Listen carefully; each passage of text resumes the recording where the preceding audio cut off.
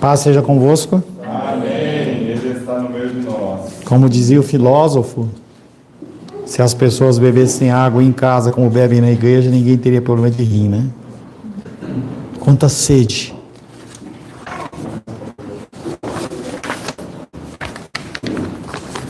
Louvamos a Deus por mais esta oportunidade que o Senhor nos dá, estarmos na sua casa, meditando a respeito da sua santa e bendita palavra. Em nosso último encontro, estivemos meditando sobre o tema, o preço e a urgência do chamado. Urgência tem o engano embutido nos dias de hoje na palavra correria.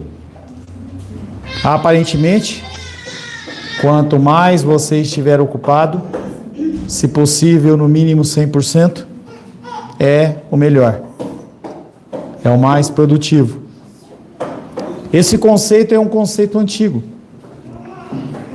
Apesar dessa palavra estar apenas em uso nos nossos dias. A ideia passada pelos nossos pais é que você quer construir algo, você tem que trabalhar. E aí você trabalha a vida inteira para, quem sabe, você no fim da sua vida você desfrutar de algo. A grande máxima na minha infância era ouvir as pessoas buscando um financiamento do BNH para que eles pudessem comprar uma casa em 30, 40 anos. E aí a pessoa ela se privava de ter comunhão com os seus entes queridos, de desfrutar a sua juventude, para que, quem sabe, quando estivesse lá por 60 anos, com a casa própria, a pessoa pudesse sair para comer uma pizza ou fazer uma viagem. Essa era a ideia. Com o advento da internet e da tecnologia, dentro de uma visão humana, é possível fazer com que os recursos venham às nossas mãos sem tanto esforço. A ideia é, você tem que trabalhar, mas seu trabalho tem que ser eficiente de tal maneira que ele gere recursos sem que você fique trabalhando 24 horas por dia, 7 dias por semana. Na questão espiritual, a coisa mais séria e gritante, pois o nosso tempo é o nosso bem e o nosso recurso mais precioso. E o que nós fazemos com ele é o que vai mostrar se nós iremos estar com o Senhor na glória ou não. Uma comunhão horizontal e uma comunhão vertical. Nós falamos isso hoje pela manhã. Todos nós temos um chamado. Todos nós temos um Senhor. Seu Senhor é o mundo e os seus bens, ou o seu Senhor é Deus e os seus tesouros? São coisas que você tem que ponderar. O Alice falou com muita assertividade, logo no começo, exatamente sobre essa condição. No que você tem investido o seu tempo? No que você tem se esforçado? No que você tem gasto as suas energias e o seu tempo? A palavra de hoje tem como título Terror na Tempestade, porque nós passamos lutas e dificuldades. O próprio Cristo, ele nos alertou: no mundo tereis aflições. Quero convidar você a abrir a palavra de Deus, no Evangelho de Mateus, capítulo 8.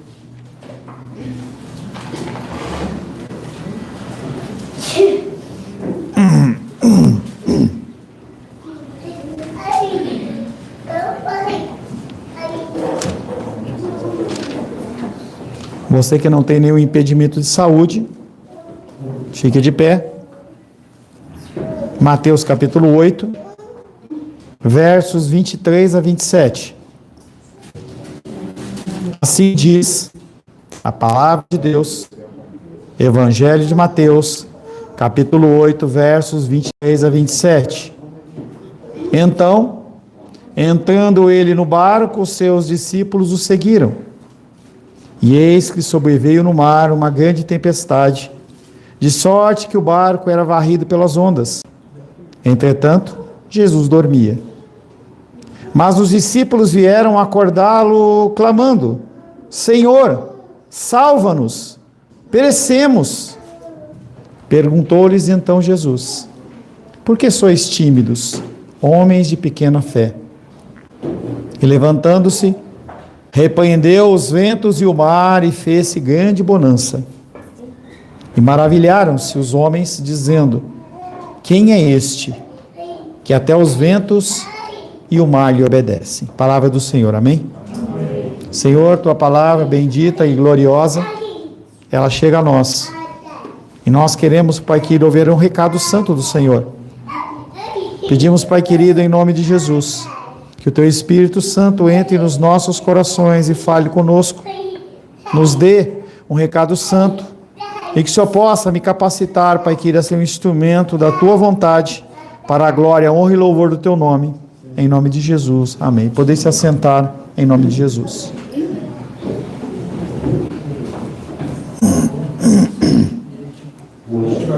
Preferencialmente, afastem as crianças. Terror no meio da tempestade.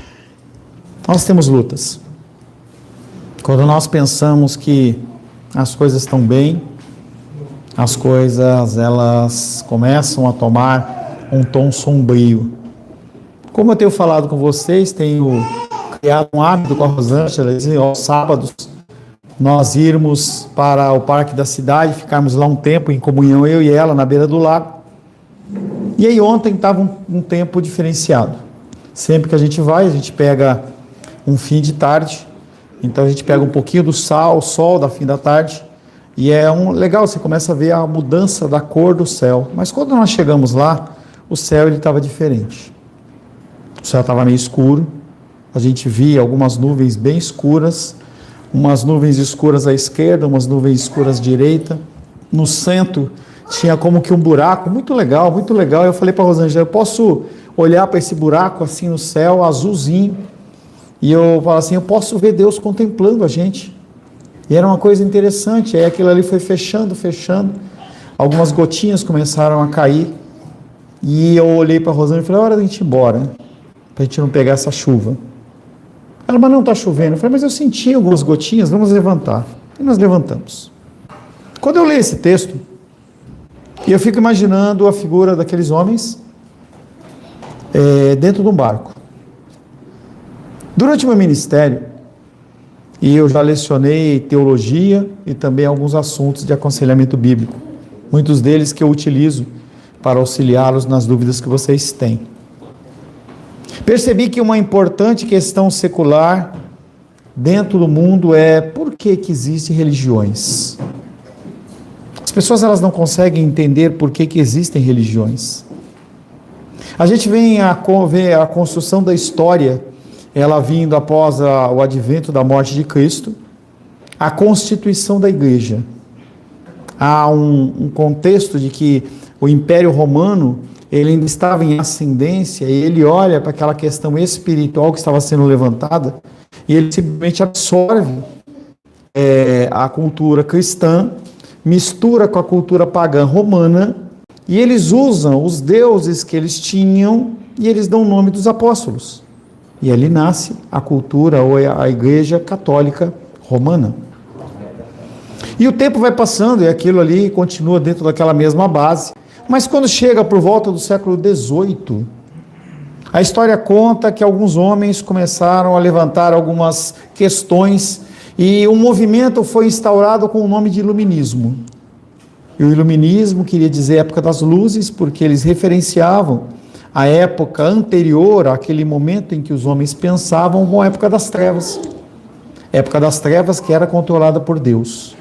E aí aqueles homens, aqueles filósofos, aqueles ateus, eles começam a tentar fazer com que haja um descrédito da questão da religião.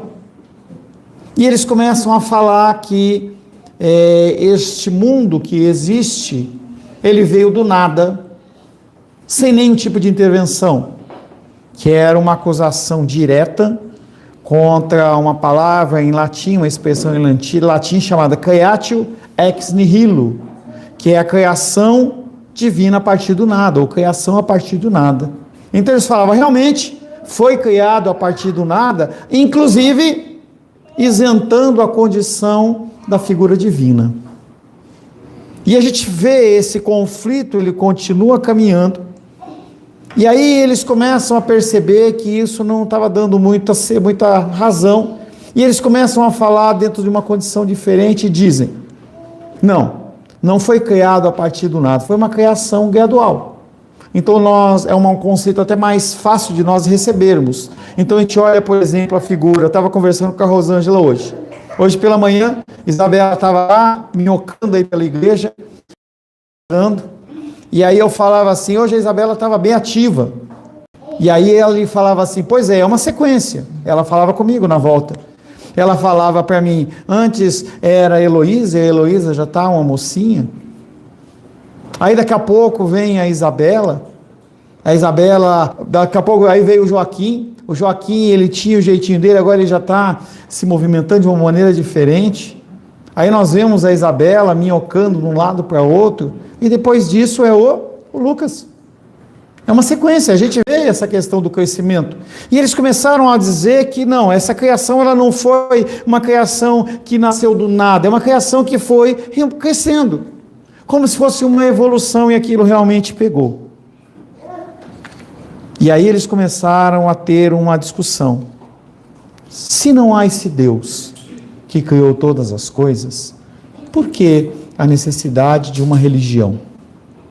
Porque nós olhamos para o cristianismo, mas temos o islamismo, nós temos o Seishonoye, nós temos o hinduísmo, shintoísmo, e gente, o que mais tem dentro desse mundo são religiões. Das suas mais diversas formas. Mesmo dentro da religião cristã evangélica, a gente vê uma série de variações, em que se uma igreja presbiteriana tradicional, ela foi instaurada no lugar, daqui a pouco alguém insatisfeito, ele abre uma igreja presbiteriana independente, uma igreja presbiteriana não sei o quê, pentecostal, e assim vai.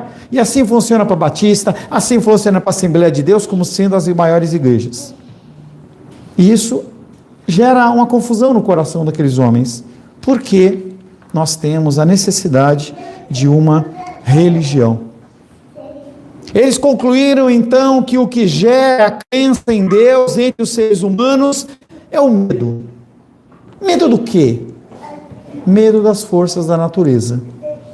E a gente vê que as religiões que elas são menos evoluídas, elas olham para as forças da natureza e colocam: é o Deus da chuva, é o Deus do trovão, a gente já falou sobre isso na escola dominical, é o Deus da chuva, é o Deus do trovão, é o Deus da fertilidade.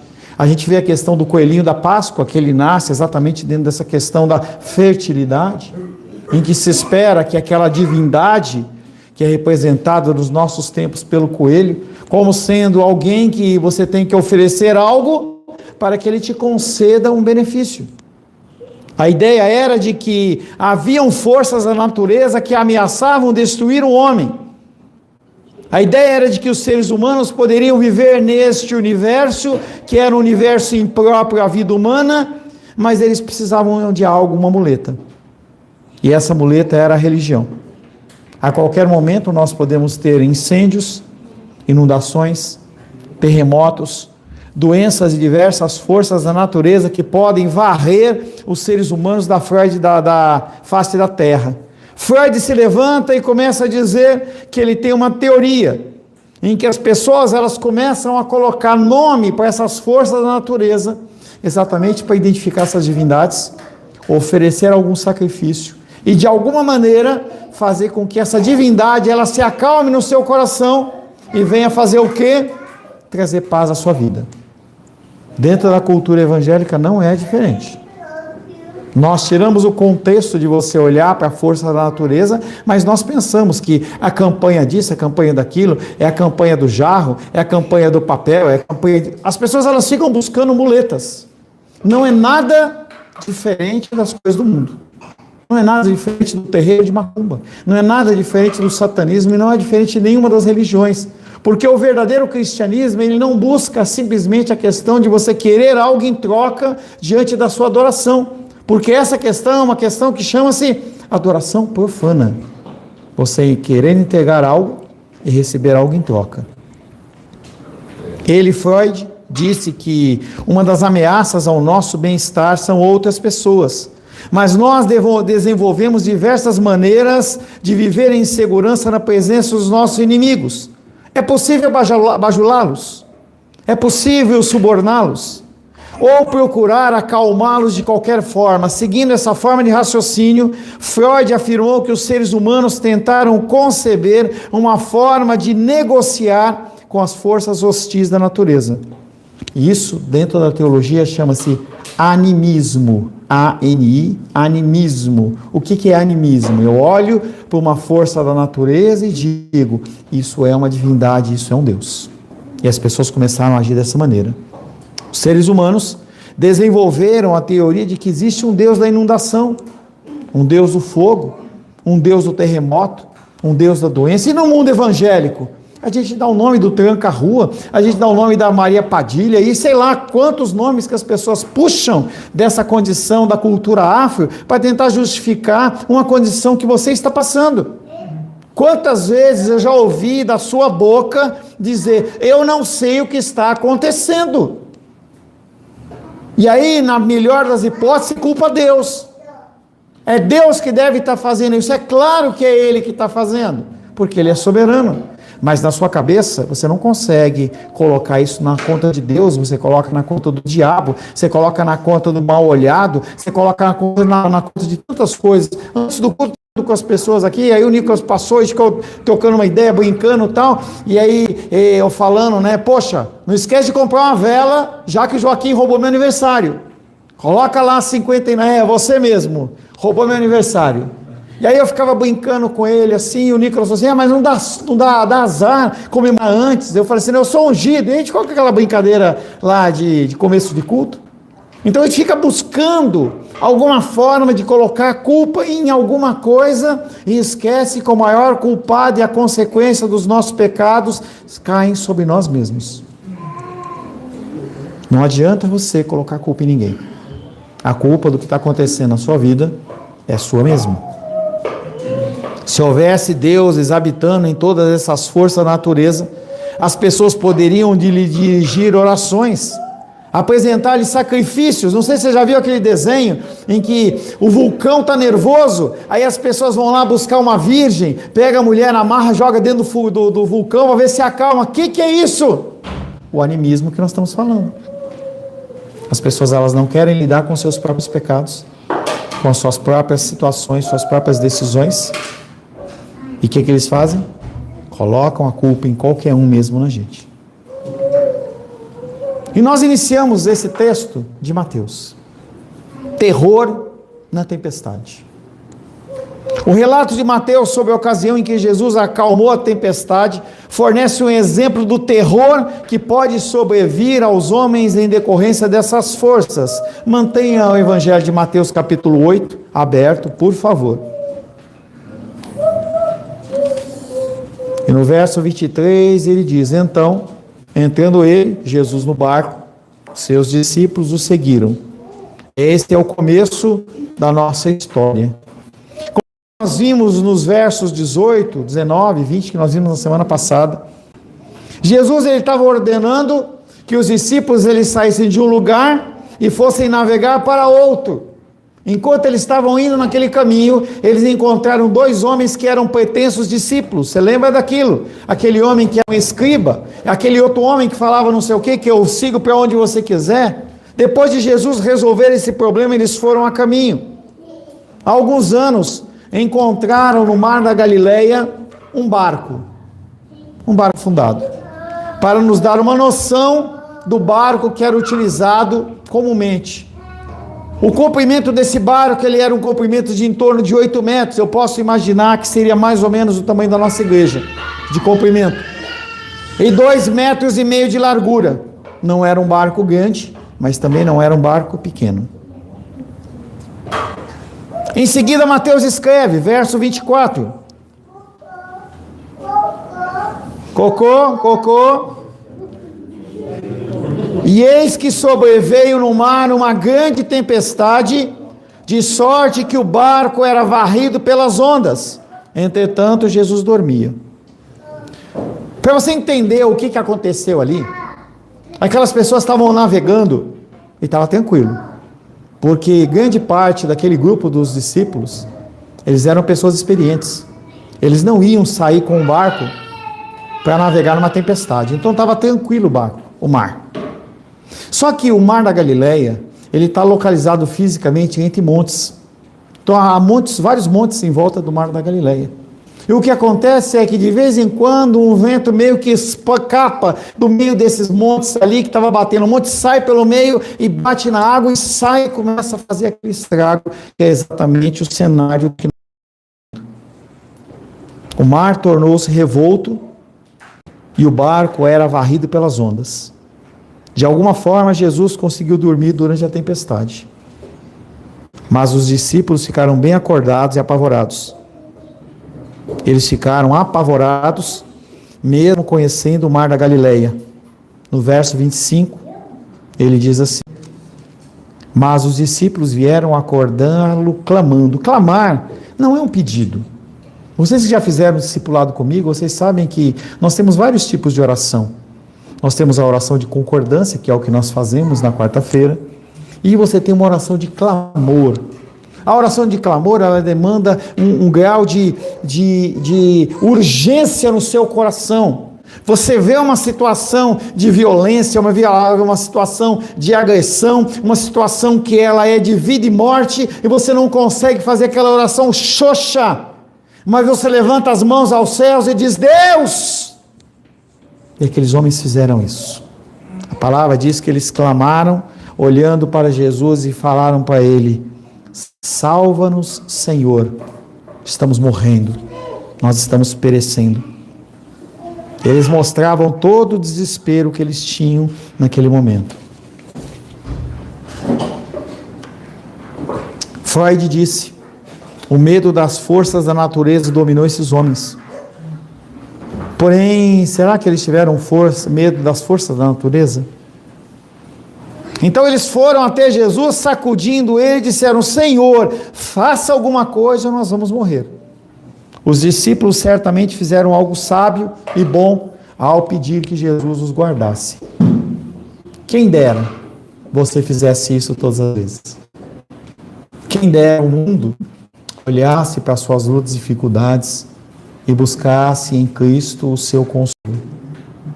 Nós recitamos o Salmo 23, mas esquecemos que Ele é o nosso bom pastor e nada nos falta. Jesus, salva-me. Se o Senhor não me salvar, eu vou perecer. Não existe nada mais certo do que essa afirmação. Se Cristo não me salvar, eu pereço. Se Cristo não te salvar, você morre. Não há outro Salvador que Deus nos tenha dado além de Jesus. Jesus estava cansado. Havia tido um trabalho durante todo o dia, debaixo do sol, ele estava cansado. E ele dormiu. E os discípulos o acordaram e ele teve uma reação diferente. Aquele que é manso, aquele que é humilde, aquele que é doce, ele teve uma reação diferente. No verso 26, ele perguntou àqueles homens: por que vocês são tão tímidos, homens de pequena fé? Ele repreendeu eles: vocês vão deixar que uma pequena tempestade como essa os amedronte? Vocês já não viram eu multiplicar pães, multiplicar peixes? Vocês já não viram eu abrir ouvidos de pessoas surdas, abrir boca de pessoas que eram mudas? Vocês já não viram eu ressuscitar mortos? Por que vocês estão tão assustados em relação a isso? Nem o dos evangelistas registra a resposta dos discípulos a essa pergunta, mas eu duvido que Pedro não falou alguma coisa do tipo: Jesus, o que o senhor acha que nós somos? Olha para essas ondas, elas vão nos engolir, por que nós não deveríamos ter medo? O Senhor é o mestre e nós vimos todos os milagres e maravilhas que o Senhor fez, mas agora nós estamos diante de forças da natureza. Será que o Senhor pode com isso? Esta é uma tempestade terrível, que pode nos levar a perecer e acabar o teu chamado, Jesus. Eu posso imaginar Pedro falando isso. Mateus prossegue na parte B do versículo, e aí levantando-se, repreendeu os ventos e o mar, e fez-se grande bonança. Em Marcos capítulo 4, verso 39, deixa marcado Mateus aí, mas vai lá para Marcos 4, 39. É a mesma cena, Marcos ele fala de uma maneira diferente. E ele diz assim, 4, 39.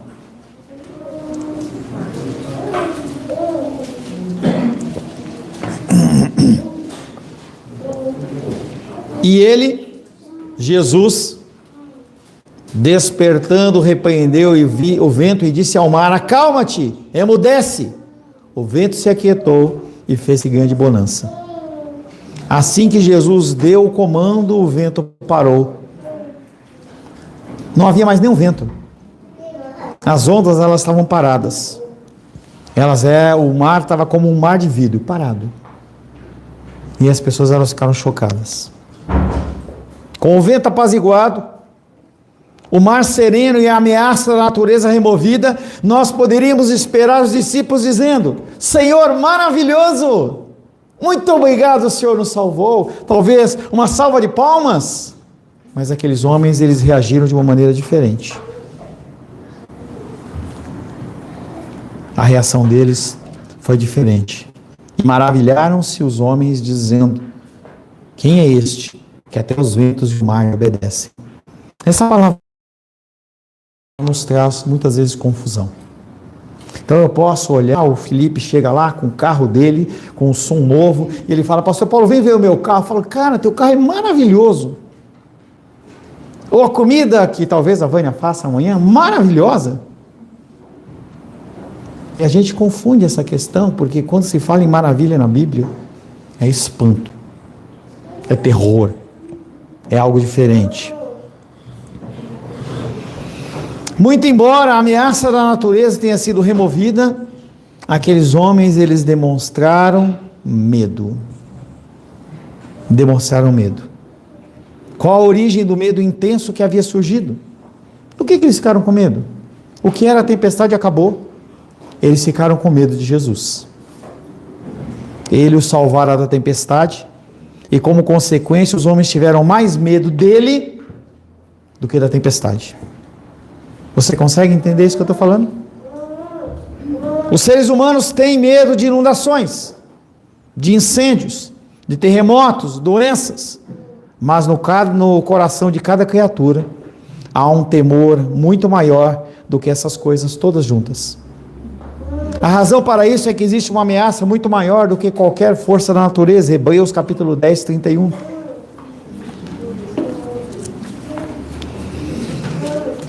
O que pode ser mais temeroso do que uma força da natureza, como um furacão, como um terremoto, uma enfermidade grave? Hebreus 10, 31 diz: horrível coisa é cair nas mãos do Deus vivo.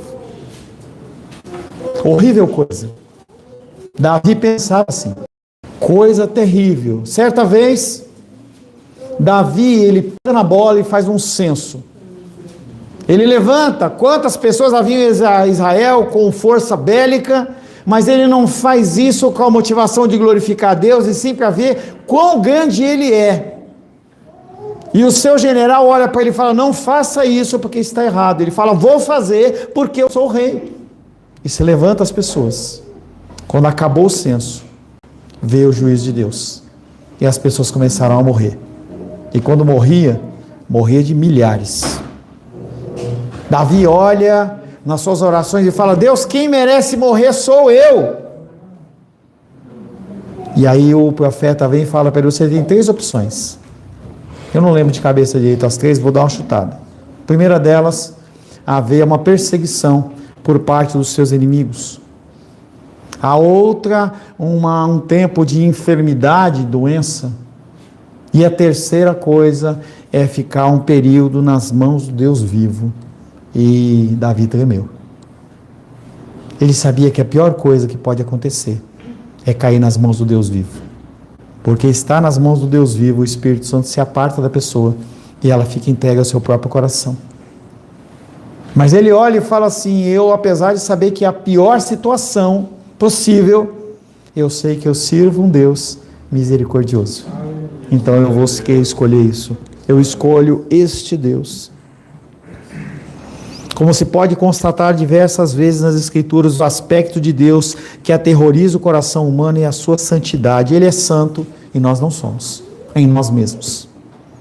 Acima de qualquer coisa, as criaturas não são santas e temem a presença de um Deus santo. Logo eu penso que os ateus, eles estavam totalmente errados em pensar que as pessoas se unem na religião por temor às forças da natureza.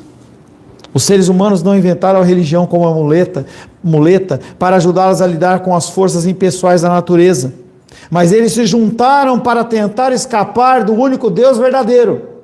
E a gente vê isso lá em Apocalipse, em que aqueles homens, quando eles estavam sofrendo toda aquela condição de fim dos tempos, de pedra caindo, calor e tudo mais, eles não se arrependem e eles buscam a morte, mas a morte foge deles, porque eles não querem enfrentar o Deus vivo. Mateus diz que aqueles discípulos, eles se maravilharam com o que Jesus fizeram. Eles se perguntaram: quem é este? Que até os ventos e o mar lhe obedecem. Aqueles homens estavam começando, a quem eles estavam seguindo? Eles achavam que era um profeta. Eles achavam que era o Messias. Um homem que viria fazer e mudar a condição de tempos e estações e talvez quebrar a condição do Império Romano, mas eles começam a perceber que quem eles estavam seguindo era o próprio Deus. E eles ficaram com medo. Como seres humanos, nós temos uma série de mecanismos de defesa. Uma das estratégias que nós temos é que nós gostamos de categorizar pessoas. Então, se eu encontro o Carlos e o Carlos está com o semblante fechado, eu falo: eu não gosto do Carlos. Mas aí eu encontro a Heloísa, com o sorrisinho dela, eu falo: a Heloísa é uma pessoa legal. É assim que nós agimos. Nós gostamos de categorizar as pessoas para nós nos protegermos. No entanto, quando os discípulos olharam nos seus arquivos mentais, vendo aquela cena de, num momento, aquela tempestade enorme e no outro momento aquela paz, na mente deles, como nós vamos categorizar Jesus? E eles não encontraram nada. Alguém capaz de dominar o vento e o mar ocupa uma categoria própria. Apenas um homem dominou a natureza. Tudo foi feito por ele, para ele e através dele. Jesus Cristo havia criado aquele mar. Jesus Cristo havia criado aquele vento. Ele é o Senhor do vento e do mar, de modo que Ele pode fazer qualquer coisa, determinar qualquer comando, e aquelas coisas que foram criadas têm que obedecer. As pessoas não conhecem a voz do seu mestre. É interessante que o vento e o mar, eles são obedientes, e pessoas como eles, discípulos, pessoas como eu e você, nós não conseguimos obedecer a Deus. Nós tomamos as nossas decisões pautadas nos nossos corações, mesmo sabendo que nós estamos errados. Os seres humanos, eles são afligidos por todo tipo de fobia, de medo. Pessoas têm medo da água, ideofobia. Pessoas têm medo de espaços abertos, agorafobia. As pessoas têm medo de locais apertados, claustrofobia. E um dos principais medos que a atormentam é o medo de estranhos ou estrangeiros, pessoas que não compreendemos, chamado xenofobia. O temor de eu olhar para uma situação e falar: quem é essa pessoa que está fazendo isso? Que cultura é essa? Que pensamento novo é esse? Provavelmente o teu temor foi o mesmo meu, quando eu conheci essa teologia reformada, que era diferente de uma teologia que eu escolhi o meu caminho, eu fazia o que eu queria. O que é isso que está sendo falado? Será que isso é de Deus? Não podemos sequer contar quantos conflitos e guerras já foram provocados por aquele medo, por esse medo. Aquele dia no mar da Galileia, os discípulos conheceram um estranho medo de todos os outros, o medo de Deus. Em certo sentido, eles tinham razão em ter medo. Naquele dia, por apenas um momento, o véu que cobria e ocultava a plena divindade de Cristo foi retirado quando ele exerceu a sua autoridade sobre o vento e sobre o mar. Incomoda-me ouvir as pessoas falando com displicência sobre Cristo, sobre o relacionamento com Ele, como se Ele fosse um amigo, um brother, um colega, e Ele não é. Se Jesus aparecesse para mim e para você nesse instante, o que nós iríamos fazer? Tem um vídeo na internet que mostra a figura de Cristo, a figura de um homem travestido de Cristo, e a luz está apagada. E aí naquele momento as pessoas que estão lá todas dispersas, achando o que está acontecendo, o que não está acontecendo, acende a luz e a pessoa ela fica diante do Senhor que não fala nada. Alguns choram, alguns se entristecem, alguns se alegram. Sim, Jesus nos ama. Sim, Ele nos redime. Sim, Ele nos conforta. Sim, Ele é o Senhor Deus onipotente. Mas em Sua presença, nós conhecemos o temor do Senhor. Temor não é medo, porque o amor, Ele lança fora todo medo. Antes de finalizarmos, Luísa, por gentileza, um hino que é conhecido por você. Você não precisa ficar de pé.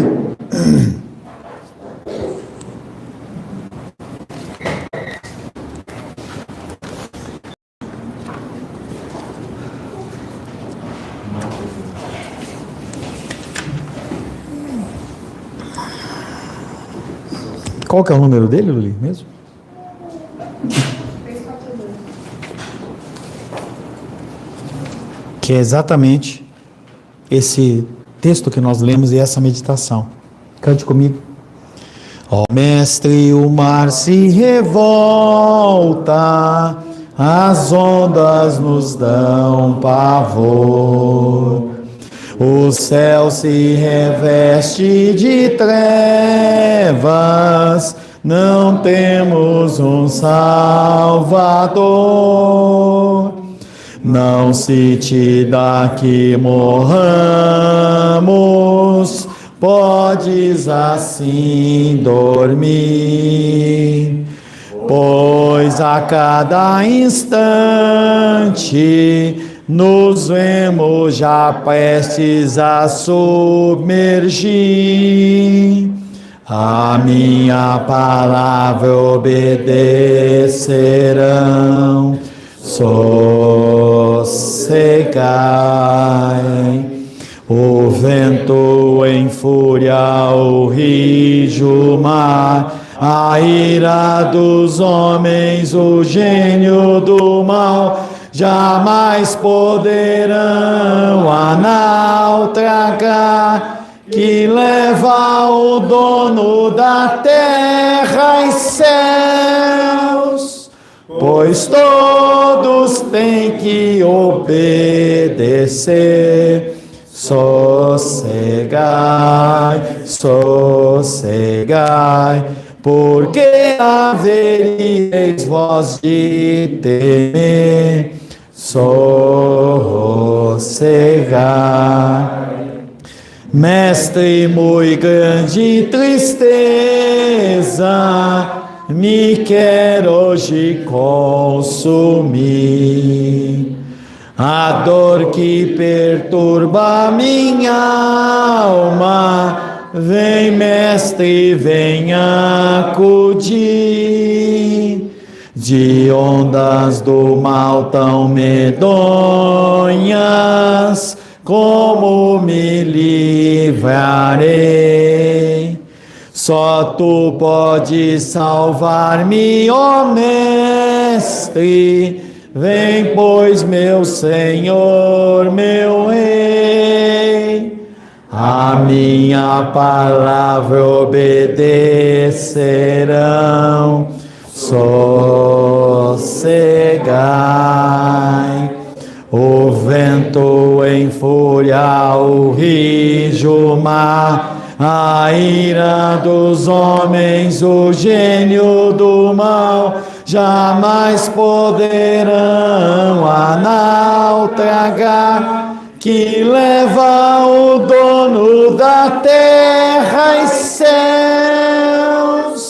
pois todos têm de obedecer. Sossegai, sossegai, porque haveríeis vós de temer. Sossegai. Mestre, chegou a bonança, em paz vejo o céu e o mar. O meu coração goza calma, que não poderá findar. Detente comigo, ó Mestre, excelso dom do céu,